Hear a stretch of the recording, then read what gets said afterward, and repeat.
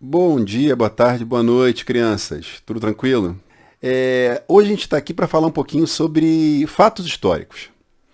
Eu trabalhei esse tema com meus alunos na semana passada e eu prometi para eles, né, e para todo mundo que queira saber, uma discussão que já é bem velha na historiografia, até datada para alguns, né, para os mais especialistas, mas já que eu não estou aqui para dar aula para especialista, eu acho interessante voltarmos ao tema.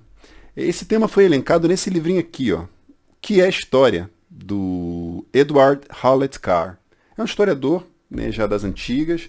Muita gente vai dizer que ele foi superado, tem toda uma dinâmica, uma discussão historiográfica, mas esse não é o caso. O caso é que eu trabalhei esse texto com os alunos e eu acho interessante discutirmos, trazermos para cá, para poder discutirmos também aqui, eu poder, né, propor um questionamento para quem quiser no canal e a gente discutir um pouquinho que diabo é fatos históricos. Junto com os fatos históricos, nós temos um pacote também aí que nós chamamos de fontes históricas. Então, assim, hoje, qual é a proposta? Falarmos de fato histórico, falarmos de fonte histórica e, por fim, descobrirmos se é possível ou não falarmos de uma história definitiva. Sinceramente, eu vou adiantando que não é possível. Nenhuma história pode ser definitiva e nós vamos, ao longo desse videozinho, descobrir o porquê. Inicialmente, a gente começa a trabalhar essa dinâmica, né, essa questão de fato histórico, eu lançando uma pergunta para vocês. Vamos pensar em algum fato histórico que todo mundo brasileiro conheça. Sei lá, né, o suicídio de Getúlio Vargas, o acidente de carro do Juscelino Kubitschek. E dentre outras monte de coisas que vocês conhecem por aí, e que está tudo guardadinho lá no livro didático, né? Lembra que eu falei para vocês no último vídeo, né, que o tempo histórico é a mala, e o fato histórico estaria dentro da mala, que estaria dentro, o tempo histórico seria composto por fatos. Hoje nós vamos ver mais ou menos o que tem dentro dessa mala, como é que esses fatos históricos são feitos. Na realidade, se nós pensarmos bem, os fatos históricos, na verdade, não existem. Né? O que existem são acontecimentos. Voltemos às nossas amadas capivaras.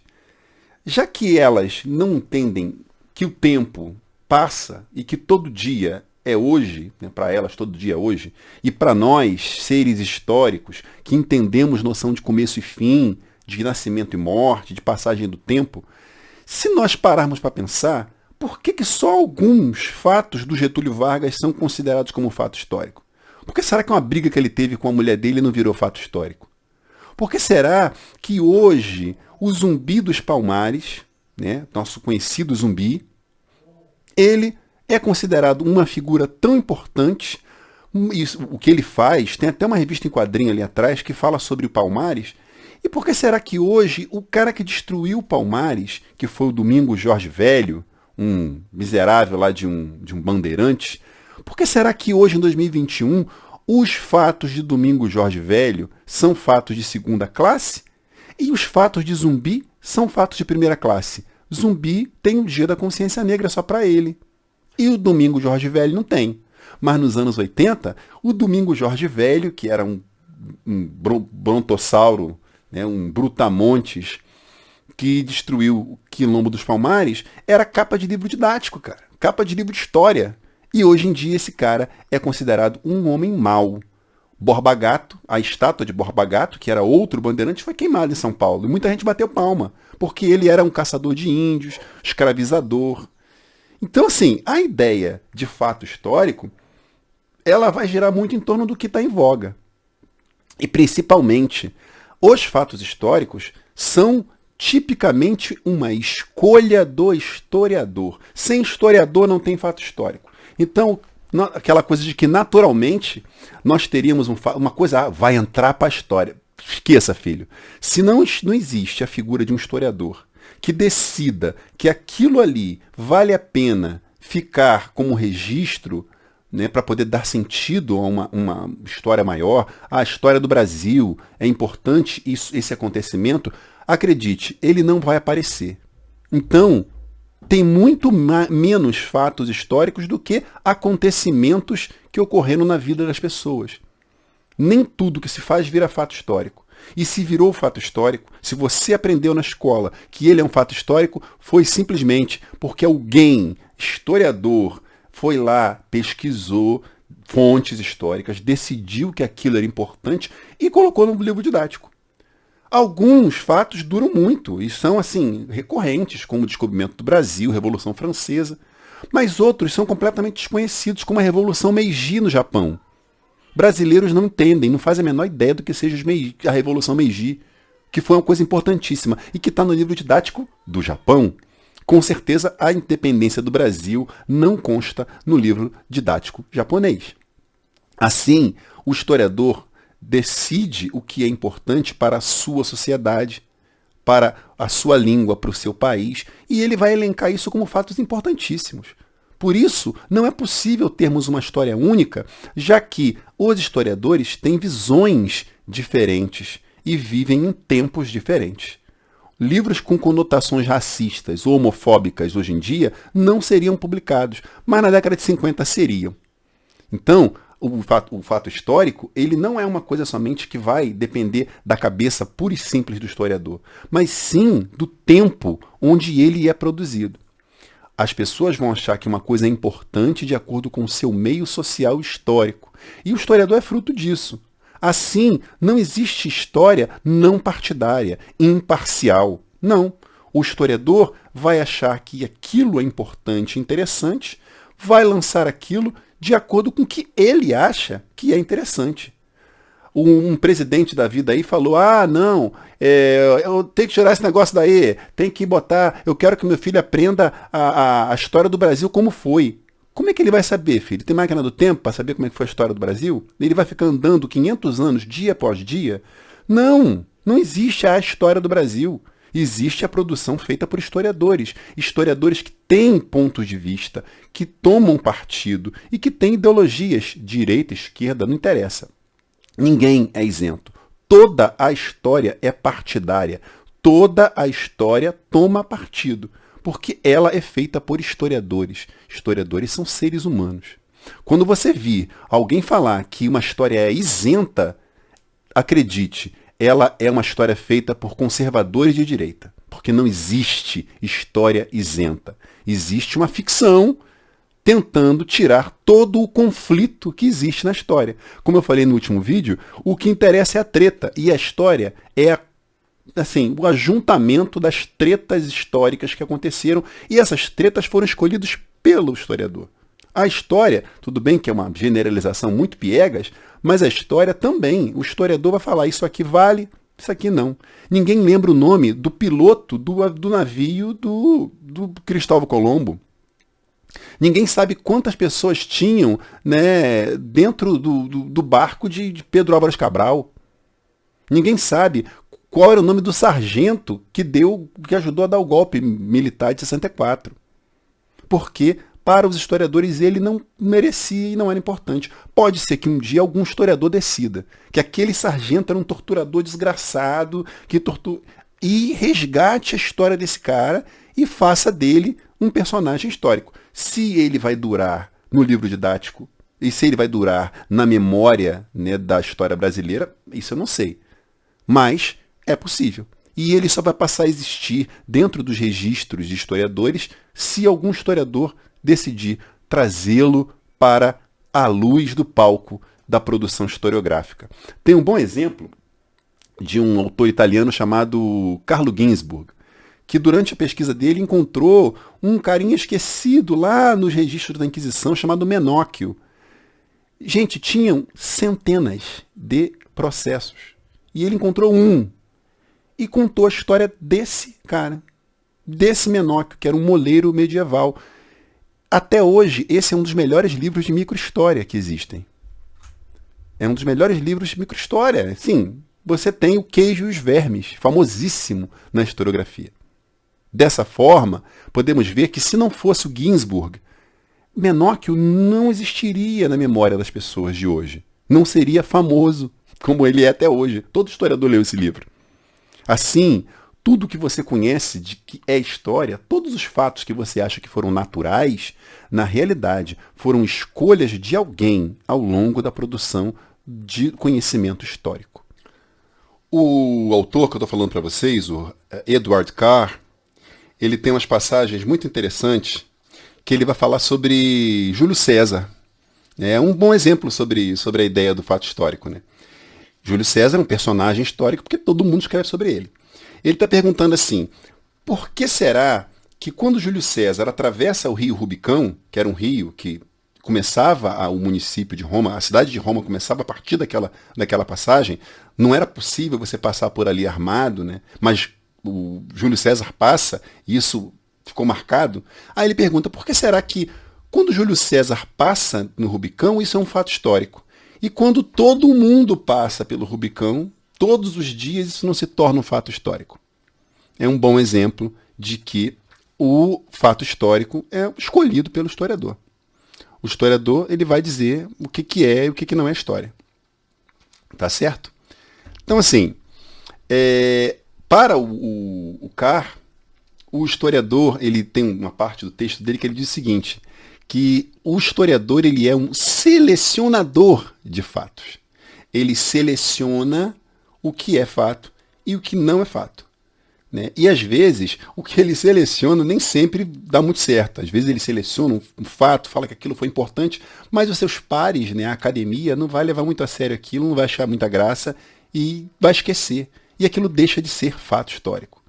Aquilo passa a não mais figurar na memória dos historiadores e muito menos na memória de quem leu essa produção historiográfica.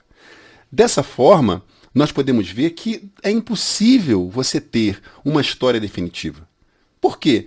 Porque se a história, se os fatos históricos são escolha do historiador, cada historiador pode escolher para contar a mesma história fatos diferentes. Ele pode produzir história a partir dos mesmos fatos, mas com narrativas diferentes.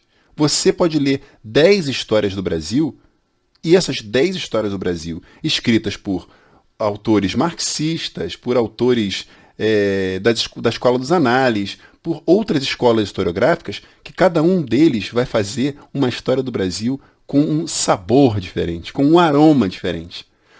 Nunca teremos, para a história acadêmica, nunca teremos uma história do Brasil única e exclusiva.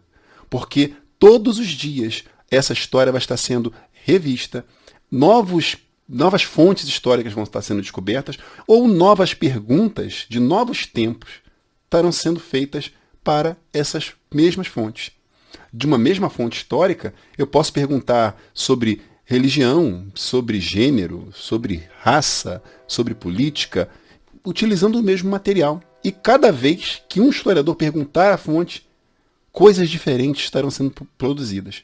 Então, não há possibilidade de termos uma história única, porque somos muitos historiadores. Cada historiador seleciona os seus fatos, né, e diz quais são os mais ou menos importantes, e cada um deles vai lançar uma pergunta diferente às fontes. Aí você me pergunta, Ronald, o que é fonte?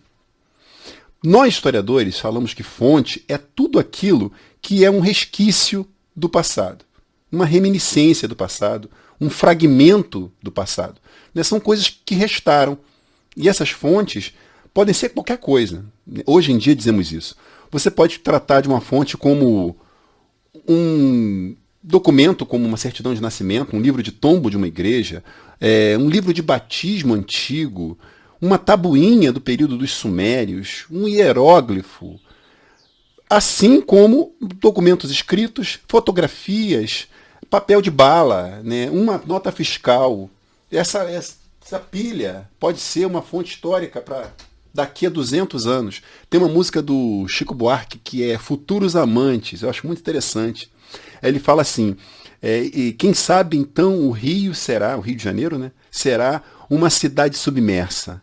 Os escafandristas, né, aqueles mergulhadores, irão resgatar sua casa, eles vão procurar seus escritos e vão tentar interpretar o que você fazia.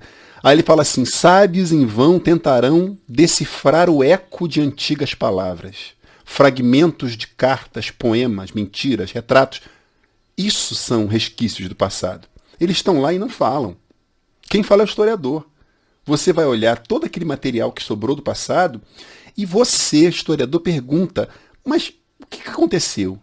E é a partir dessa pergunta, né, vinda de um historiador, que você vai ter a história. As fontes, né, que são diversas, sejam elas fontes que nós chamamos de testemunhos voluntários, que são documentos feitos para a posteridade, para durar, ou fontes involuntárias. Eu falei do papel de bala. Com o papel de bala do século XIX, ou com vários, eu posso dizer por que o pessoal da favela, da Rocinha, tinha cárie. Né? Propor essa questão. Ou dizer por que as pessoas comiam aquela marca e não aquela outra e fazer uma história econômica em cima desse material que foi deixado para trás involuntariamente. Não foi feito para ficar para a posteridade. Né? Isso aí, né, quem fala isso é o Mark Bloch, né, desses testemunhos. Tudo, segundo Mark Bloch, seria passível de virar fonte. Um monumento histórico, uma placa na rural, uma espada velha. Só depende do historiador. Então esse historiador vai utilizar seu conhecimento e sua metodologia e vai, através dessa fonte histórica, ele vai tentar produzir conhecimento histórico a respeito disso. Né? Ele vai preencher as lacunas que não existem com o que o pessoal hoje pós-moderno chama de narrativa e tentar trazer o mais próximo possível a sua explicação, né? O que ele acredita ser o fato ocorrido na história. Não tem como você trazer a história como ela foi. Não dá para ressuscitar a história. Não dá para ver como aconteceu. Impossível. O historiador não pode fazer isso. O historiador pode produzir uma narrativa histórica onde ele consegue tentar responder perguntas que ele fez. Eu quero saber se os padres tinham filhos. Eu procuro nas fontes do Vaticano e descubro se tinham ou se não tinham. E a partir daí eu tento fazer uma relação entre padres e mulheres, padres e família. E serão essas perguntas e esses pontos que depois virarão história. Então a história é composta de fontes e fatos. Os fatos se baseiam em cima de fontes. E tudo isso junto, pela mediação da pergunta do historiador, vai criar o que nós conhecemos como história. Né? Então tudo pode ser história.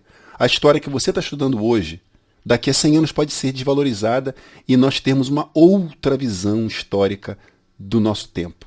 Porque a história é feita por homens e mulheres, né? E etc., e todos os gêneros. E essa história, ela depende do seu tempo. Cada história é feita, né, dentro de um tempo. E esse tempo passa e deixamos de ser moda. Né? Essa camisa do Coringa aqui, talvez daqui a 100 anos, seja completamente démodé, como dizem os franceses. Mas até agora ela está valendo. Né? E a minha história e a nossa história ainda vale. Assim como a história do século XIX hoje é tida como uma história positivista e que não tem mais tanto valor. Gente, é mais ou menos isso. Eu tentei passar um pouco dessa história do Carr, né, o que é história, né, trabalhando a ideia de fontes, de fatos históricos, e um pouquinho do Mark Bloch, que fala um pouquinho sobre fontes. Tá bom? Até a próxima. Nos vemos outra hora dessa. Bye, bye.